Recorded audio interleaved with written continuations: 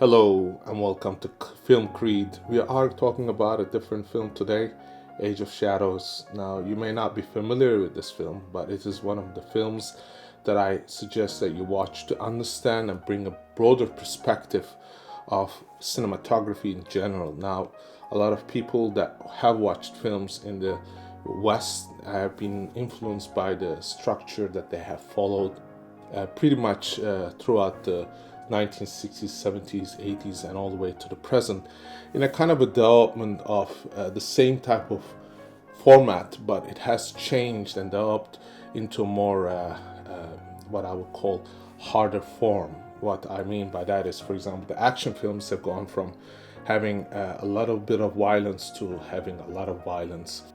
And the storylines, the commercial films like the Transformers and everything else, or the DC Comics, have all incorporated these elements of non-stop action. What is interesting though is bringing storytelling, and that storytelling has pretty much vanished in a lot of respects in the West, especially from a Hollywood's perspective of telling a story. Very few films, including the recent film Joker, attempts to tell a story. A lot of films are basically too superficial to go into depth, into character analysis, into analysis of the plot, the storyline. And this is where the films of the East have become something of a focus point. As you may know, films like Bittersweet Life is a film that has been produced in Korea that has made quite an impact in the West. We have also seen films from Hong Kong that have also influenced the West and see how we can develop our films and develop a new platform of generation of storytelling.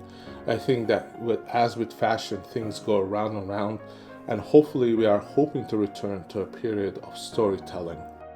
Now, these films are things that have come out of Korea. Age of Shadows is one of those films. Now, if you look at the running time, it's 140 minutes long. That is a little over the amount of time that we spend watching a film in the West. It's usually between 2 hours and an hour and a half that we find to be the happy medium. There are films, of course, that go over the 200-minute mark, but going 240 minutes means extra half an hour. And that is something that it can be very tiring for audiences that have been bombarded with the idea of having constant action, constant storytelling in terms of, moving from one plot to the other to keep the attention of the viewers. But what has happened, especially in the East, is looking at films like Akira Kurosawa's films, like The Seven Samurai, that have a long story that is evolving, and the characters are being introduced and having an understanding of the character, the empathy and the connection that creates with the audience. And that whole storytelling is what we are going to be looking at from the Korean film perspective. And Age of Shadows is one of those films that have been supported by the West. The West Warner Brothers have been influencing this film and allowing it to find a wider audience. And that's mainly because they've seen the Asian market growing and having a bigger platform of potential income. But beyond that, it has allowed filmmakers from that era and from that region to be able to find a better platform to produce higher quality films rather than be stuck with minimum budgets and working with boundaries. Firstly, we should look at, before we look into this Age of Shadows, the works of the film director. And what you'll find is the film director Kim Jee-woon. He's a filmmaker out of Korea, a director. He was originally started this film career not directly in the film, but in the theater, and he is influenced in the theater business and understanding how to set up the props and everything else has continued into making the film. And overall, if you look at his early films, those are not the ones that I think we should concentrate on, but his really breakthrough came with The Tale of Two Sisters. And that Tale of Two Sisters is an interesting story because it is a story that has been done before, yet again being introduced in a new outlook, new format. And if you look at the camera work, you see the darker tonalities, you see the horror film era look, but you see it with a touch of the greener hues, the hues that are not the same way crisp, sharp, the way that we see it in the West in terms of the way the films are done. If you look at the Western films, they are very sharp. The focus is very sharp. There is no softness. The story is the one that has a very clear path of understanding for the viewers. Looking at it goes, okay, this is the bad guy. This is what has happened. There is not really a matter of story solving there, or storytelling is basically the action of fighting the evil monster or evil character that exists. And that, of course, has been very successful. If you look at the films like the Saw, it was a very, very good story, and you can see that coming from a period of for example, Friday the 13th lineup of stories. Those are things that have influenced the Western approach, and you see very clearly that there is no real analysis of the character that's evil. It's mostly the fight against that evil, and it's an action in a sort of way that you're fighting an evil character. But here we're seeing a different approach. There is a story around the family, and you're seeing how the family is around and how the connection of relationship between the two sisters is, and how that can affect the whole sphere of information that we are receiving from the way the story is told.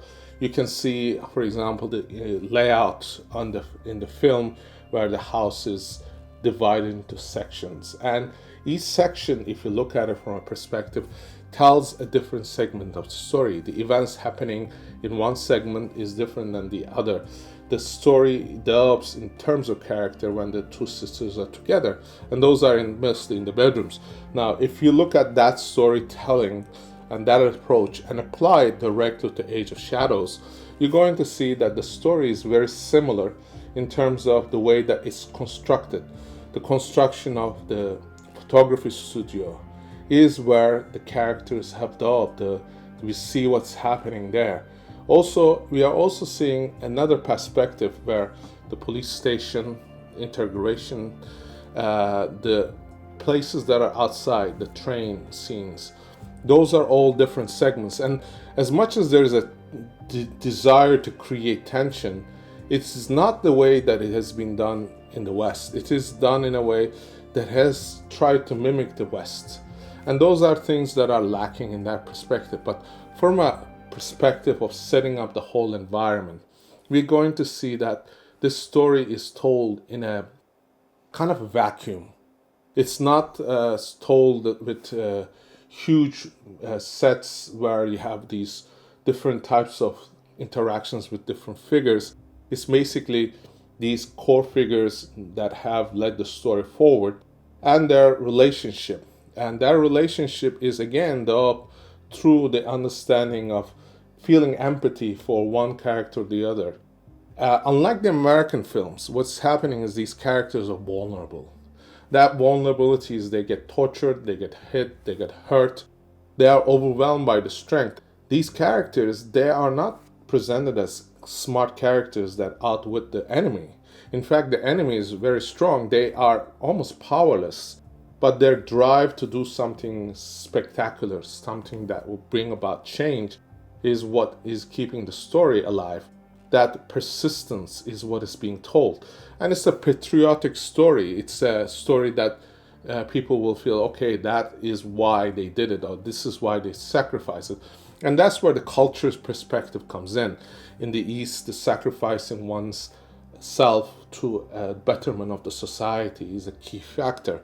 And here again, we're seeing in the beginning of the film where there's this huge chase scene with this man who's the resistance fighter fighting against the enemy, the invaders. That is the story that is being told. But if you look at it deeply, you're going to find that the story is not about his superpowers, but his vulnerability. And that is told especially when he gets trapped into this house, into this room, where he is shot, he's hurt. And what has happened there is he is seeing himself as this person that is going to disintegrate. That's why he tears a piece of his flesh out that has been hurt and that's been no longer valuable. In the West, in our mentality, we look at it as something that needs to be protected, or you will see somebody wrapping it or trying to hold it together. We don't see somebody taking off their shoe and turning their toe off. And that is a very interesting perspective. Again, here, look at the camera angle. The camera angle is going to be low, creating empathy. Close in, you're going to get 24 to 28 millimeter. Instead of these wide angles, you're going to get close to the person. And that is where the story is told. You're seeing the light, and there is this kind of a split look where you're going to have the good side and the bad side. And that is how the story becomes to be interesting. Again, this super villain story is not used here. It is the collective power, and then the weight of the power of distribution. There is not one hero, and that is something very interesting, because if what we have done is that we always have this one leader and these followers, and that one leader needs to supercharge the whole environment and to create the momentum. As we have seen, for example, on the Planet of the Apes, you're going to see the character like Caesar leading the pack. What would happen if Caesar passed away or he was wounded? What would happen to the movement? Again, here we have this, of course, we have one strong character that is not the one that moves the story. That is the figure in the shadows. It is all these other characters that have become the collection of power that has done the resistance. And that is an interesting point of storytelling. How much weight do you put on one character versus the other? And developing that story through equal presentation of characters is very, very important. And that's not something what we do. If you watch, for example, any of the Marvel Comics, DC Comics stories, you're going to have the focus on one person, always following that one person, always leading that one person, and bring the story about that person. What we're seeing here is the development of the story going round and round and giving equal value to each person playing an important factor. And again, what we are also seeing is the film sets. What we're seeing is this sort of like colors and tones that we are accustomed to the West, but a touch of something that's different, which is the Eastern mentality. If you have watched films from the Korean eras, you're going to see that they are very good at creating shadow and light contrasts. Here again, we're seeing a lot of light and shadow contrasts. At certain scenes, unfortunately, you will see it throughout, and I'm not going to mention those scenes, but I'd like you to watch it that way. See how much too much light is used. The lighting is not natural. Certain scenes. And those scenes lose the incredibleness of the storytelling that comes afterwards. The sets, of course, they have spent the time and the money to create it, but what they have done is they missed the very crucial part of that not everything has to be seen. And on that respect, look at the ending scene of the apocalypse, where we are only seeing a shadow of the villain that we have portrayed in that story. And he doesn't need to be in the light, he needs to be in the shadow, as is in Godfather, the top lighting where his eyes are not visible. This is where we are going to see that they have deviated from that. And of course, as a film director, he needs to develop, he needs to see that he is going to build upon that work. But overall, having spent somewhat $8.6 million for the film, it made 55, so they made like 5-6 times the money. As an investment, it has returned very well. The question is, will that be followed by a film that is going to have equal weight? We already know that the Koreans are going to watch this movie and be very patriotic about it, or people that have experienced invasions in their land, like the Chinese or the Taiwanese or the other people. They're going to say, okay, I kind of relate to that story. And for that, I think the marketing perspective has been strong. But what we also need to know is how good of a storytelling is. If you watch it and you do not pay attention very closely, you're going to not understand the story because the story is not built in a linear fashion. We are trying to understand one story that starts from one point and a character is killed, and then we're seeing the story developing, but the story lacks strong linear path because there are other information that is presented that is not truly relevant to the story. And those stories are things that are attempted in a way to develop the characters, but they lack the story. And one of those things is the details about drinking and eating. Why does that make an importance? Well, if you look at it from a cultural perspective, that is very important. For example, in the Chinese, the way you ask somebody how their day is going, how are you doing, is not how are you doing, you ask them if they're hungry. So eating is an important part. It's a way that man kind of become comrades, and camaraderie is developed. That's why in the Japanese culture, when you go to watch a film, you're going to see, for example, man drinking together. And that's because after work is done, that's how man become engaged with one another. They go drinking together. And they have a kind of a life where there's family and there's everything else outside. So in that respect, you can understand why that was told. But from a Western point of view, seeing that whole development of drinking themselves to oblivion may not make sense, but it is there and it somehow makes sense for the viewer to see. What we need to also look is the previous film, Bittersweet Life. That will help you to understand the overall perspective that this film is, the lighting perspective, the top overhead lights, the dark shadows, the way that the set is constructed. It is very different than the way we see things. The fight scenes, of course, have a lot more credibility than other things.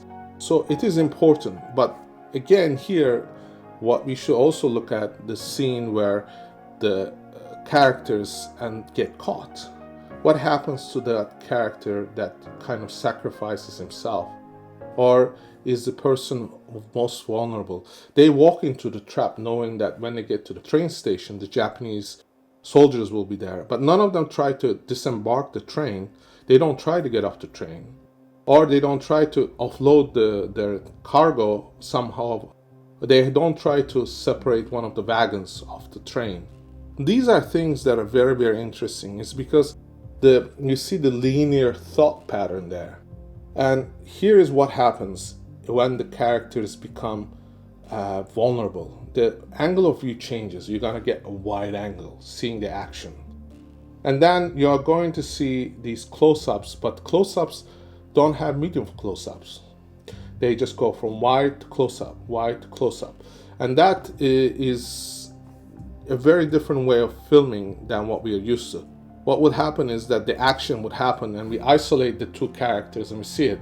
But what happens is it becomes somewhat confusing when it goes one character to the other, to the other, to the other, to the other, creating a sort of like a mix of things that are happening, and you're not able to follow exactly what's happening unless you're paying very close attention.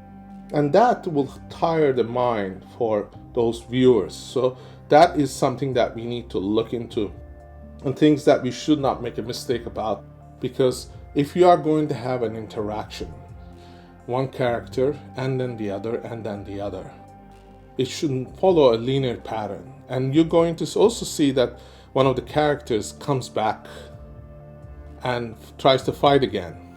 They try to create the story, and the story overall is these characters become more and more vulnerable and ending up in the prison instead of triumphantly beating the enemy. The story is the resistance that is continuing to fight. Instead of having a clear ending, we are seeing a different ending. Also, here, look at this. The camera angles, they are very, very interesting. Instead of having tracking shots that lead one person to the next scene, we're seeing the persons from a wider angle of view. And that is creating a different perspective, especially in the fight scene in the train. Look at the scene that happens. You're going to see that the camera is not focused. It just goes one character to the other to the other. instead of capturing the scene in a way that is closely interrelated, where you're going to see the characters superimpose on top of each other. So, for example, you'll have the one character action going on here, you have the other things in the background that follow it. Instead of what has happened in the film is the characters are in this, they get captured, and then the camera goes to the other person that is sitting there with the gun, or the somebody else who comes in. There is another action going on. Instead of trying to superimpose things and have this beautiful transition with the speeches and interactions that happen that relate to the other thing that is happening in the front of the camera. In that respect, I think looking at Akira Kurosawa's work is very important. Remember that scene that the samurai goes in to rescue the girl who's kidnapped. If you haven't watched it, please do watch it. There is segments of that as well.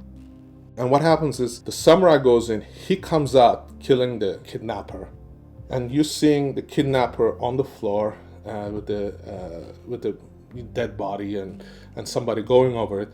And then there is another one that's happening right on behind, where the child is embraced by the mother. And then there is the crowd. So you got triple layers of storytelling all in one shot. And that is the beauty of it. Now, how that can be done in a close quarter, that is the skill set where the cinematographer comes in.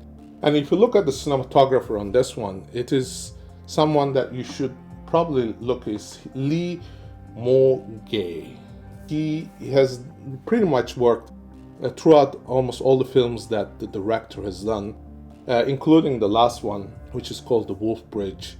But you will see that I Saw the Devil, The Good, the Bad, the Weird. These are all films that they have collaborated on.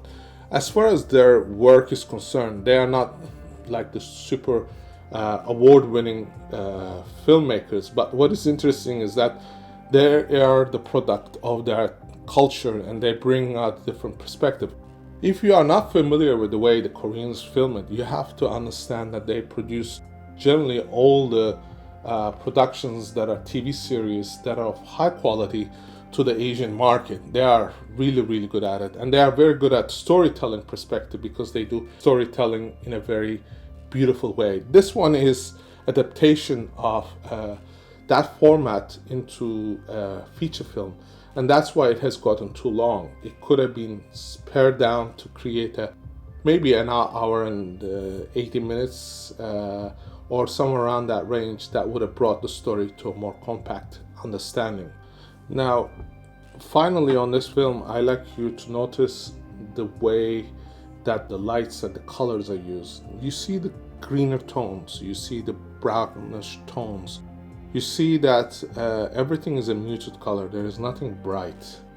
And that is again an interesting perspective, because our eyes are attentive to bright colors, light colors. And here what we're seeing is not the bright colors, the light colors, it's the blending of these tones. And that is very interesting because it doesn't bring the attention to that part of the screen that we're looking at. So it is very, very unusual way of approaching it. Now, this on a reverse can be used very beautifully when you want to hide details. For example, if you're doing a sniper movie, you want to be able to hide it in a way. Or if you're telling a story where the character is not as prominent, you want to be able to hide this beautifully. So Age of Shadows is somewhat interesting that it's talking about shadows, but the original film title is not Age of Shadows. The original title is Emissary, and that is very interesting then from our perspective. So having to look at it from both the understanding of the cultural part of it and understanding how it would affect the viewer's perception of the storytelling is very important. And finding an international audience is very important as well, because the film is told from a perspective of action. But it's not the patriotism that exists in there is not something that the Americans or the Western audience will feel.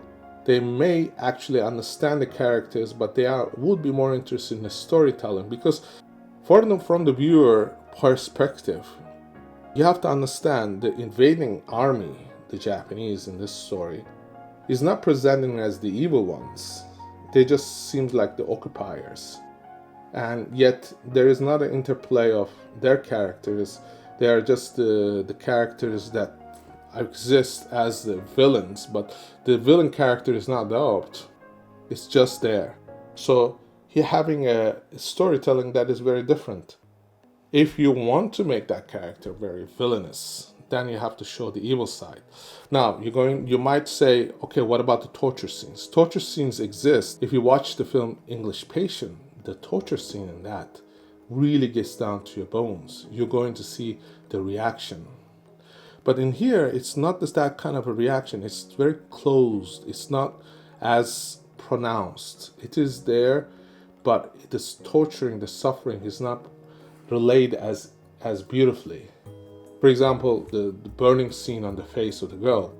That is supposed to be very moving, but yet there is something that you may feel, I don't really understand it. I don't really understand the violence of it. I don't really relate to the suffering. And that is because that aspect of it is lacking. It could have been very nice and close-ups. Remember the beginning of that film that we have watched, and you might be saying, how would I relate that to this? And that film, as you may know, is Fight Club. If you watch Fight Club, you see the suffering, you see the proximity, the slow motion. None of that is used here. So this is why the film is very different.